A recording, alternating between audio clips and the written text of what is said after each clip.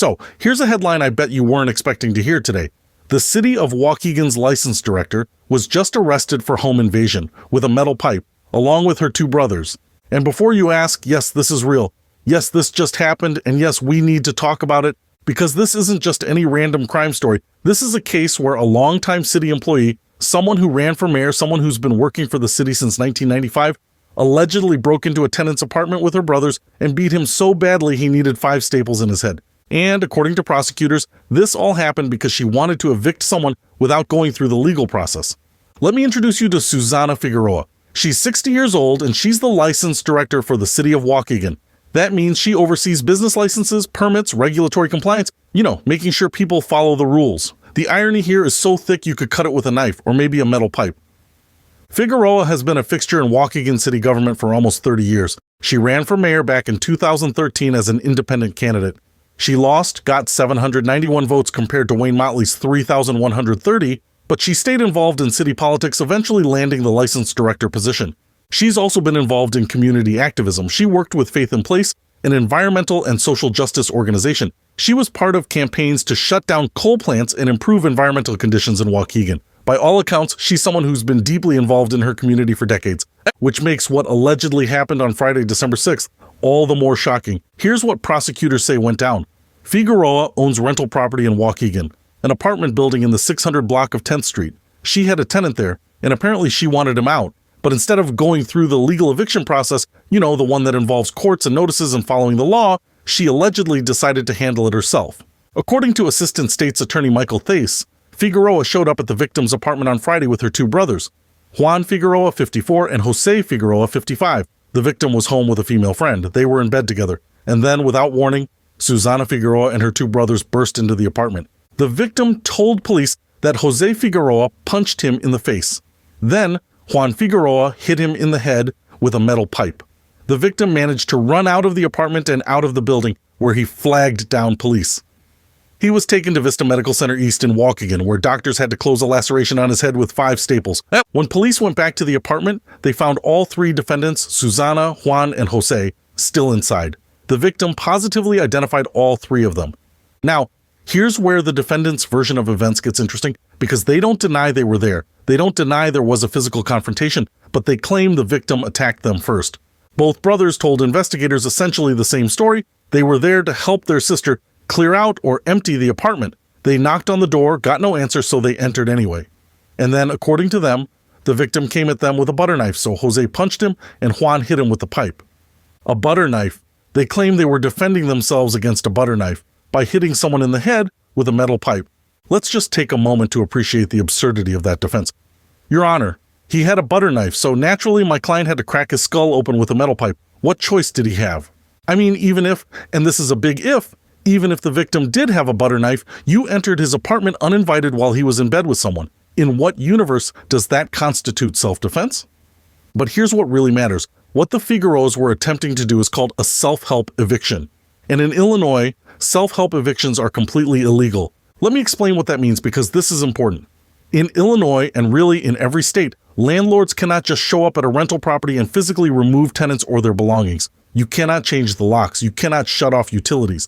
You cannot threaten tenants. You cannot use force. You cannot enter the property without proper notice. You have to go through the courts. The legal eviction process in Illinois goes like this.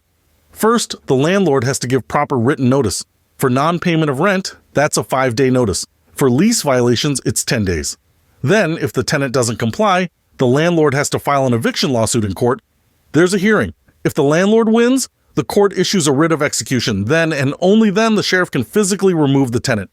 It's a process. It takes time, it costs money, and yeah, it can be frustrating for landlords who have problem tenants, but that's the law. You don't get to bypass it because you're impatient or because you think you're justified. And if you do bypass it, there are serious consequences. Tenants can sue landlords for illegal evictions and recover monetary damages, sometimes multiple months' rent. Landlords can be ordered to allow the tenant back onto the property, and in some cases, depending on how violent or extreme the self-help eviction is, landlords can face criminal charges. Which brings us back to the charges in this case. Susana Figueroa, Juan Figueroa, and Jose Figueroa are each charged with 1 count of home invasion causing injury, a Class X felony, and 1 count of criminal trespass to residents with person present, which is a Class 4 felony. Juan Figueroa also got hit with an additional charge, aggravated battery with a deadly weapon, a Class 3 felony, presumably for the metal pipe incident. Now, let's talk about what a Class X felony means, because this is serious. In Illinois, Class X felonies are the most serious felonies short of first-degree murder. We're talking about crimes like armed robbery, aggravated kidnapping, predatory criminal sexual assault, and home invasion. If you're convicted of a Class X felony in Illinois, the sentencing range is 6 to 30 years in prison. And here's the kicker: probation is not an option at all. Even if you're a first-time offender with an otherwise clean record, if you're convicted of a Class X felony, you're going to prison. The judge doesn't have discretion to give you probation. And if a firearm or dangerous weapon was involved, which in this case the metal pipe would qualify, there are additional sentencing enhancements. If armed with a firearm, there's a 15-year enhancement, making the range 21 to 45 years. If you discharge the firearm, it's a 20-year enhancement. If you shoot someone, it's 25 years to life. Now, a metal pipe isn't a firearm, but Juan Figueroa's separate charge for aggravated battery with a deadly weapon is a Class 3 felony, which carries 2 to 5 years in prison. So to be clear, if convicted on all charges, these defendants are looking at serious prison time. This isn't a slap on the wrist. This isn't probation and community service. This is potentially decades in prison. And all of this, all of it, allegedly stemmed from trying to evict someone without going through the proper legal channels. Think about that for a second. Susana Figueroa has been a city employee for almost 30 years. She's the license director. Part of her job is literally about regulatory compliance and making sure people follow rules and procedures. She ran for mayor, a position where you're supposed to uphold the law and serve as an example for your community. And yet, according to prosecutors, when faced with a tenant she wanted out, she allegedly decided that the legal process was too inconvenient. So she grabbed her 2 brothers and a metal pipe and took matters into her own hands. The level of entitlement required to think you can just do that is staggering. The lack of judgment is staggering. And the fact that she's a government official who should absolutely know better makes it even worse. Now, I know what some of you are thinking, but what if the tenant really was a problem? What if he wasn't paying rent? What if he was destroying the property? And you know what? Maybe he was. Maybe he was a terrible tenant. Maybe he owed months of back rent. Maybe he was trashing the place. I don't know. The reporting doesn't tell us what the tenant situation was, but here's the thing, it doesn't matter. Even if the tenant was the worst tenant in the history of tenants, you still can't break into his apartment and beat him with a metal pipe. That's not how civilized society works. That's not how the law works. If you have a problem tenant, you use the legal system. Full stop. And let's be real here. The legal eviction process in Illinois isn't that onerous. A 5-day notice for non-payment of rent, file the paperwork, show up to court.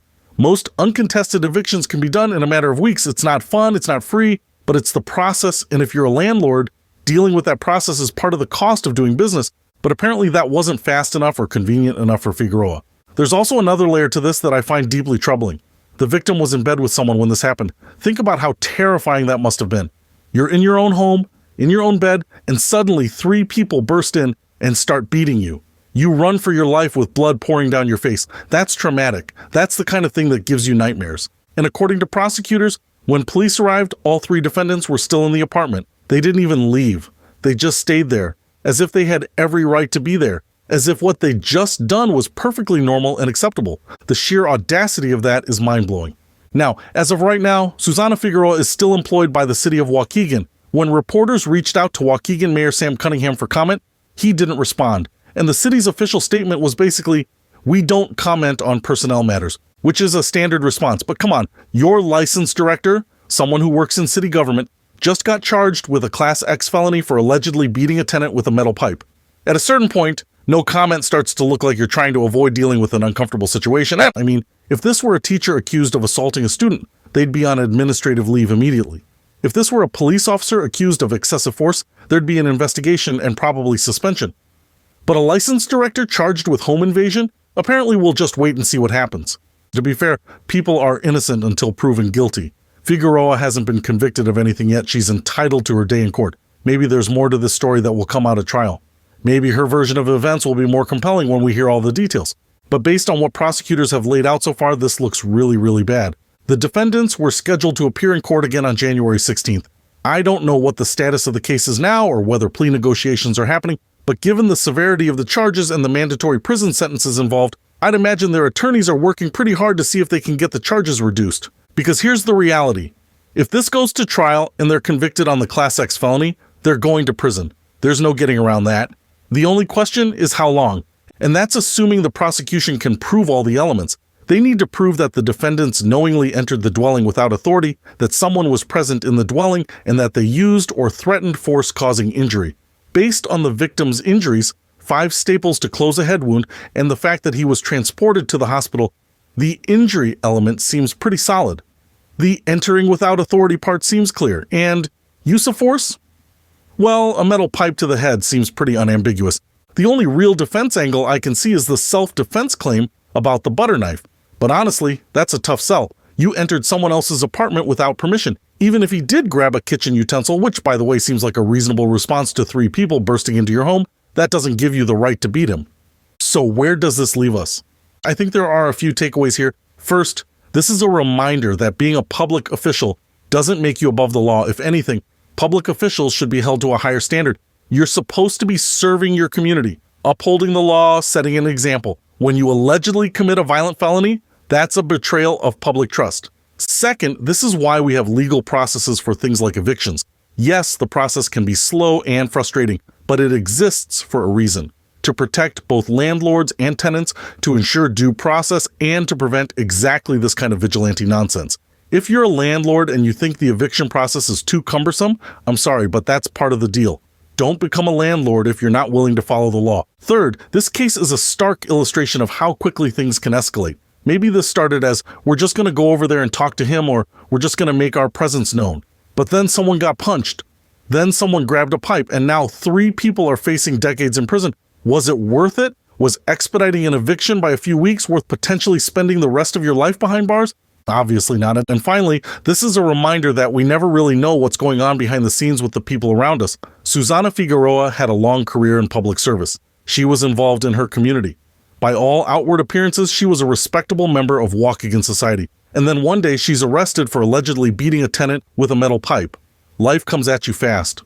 The city of Waukegan is going to have to figure out what to do with Figueroa's employment. The court system is going to have to work through these charges, and this victim is going to have to deal with the physical and psychological aftermath of being attacked in his own home. But the broader lesson here is simple. Follow the law. Use the legal system. Don't take matters into your own hands. And for the love of God, don't show up at someone's apartment with your brothers and a metal pipe. Because that's how you end up facing 30 years in prison. Dreaming of Disney but worried about the cost? Meet Just the Essential Disney Hacks. This compact guide is your ticket to a magical vacation without the villainous price tag. Learn insider tips on saving money on everything from tickets to meals. Discover how to maximize fun while minimizing your expenses. Don't let budget fears keep you from creating unforgettable family memories. Get Just the Essential Disney Hacks today and start planning the Disney trip you've always wanted at a price you can afford.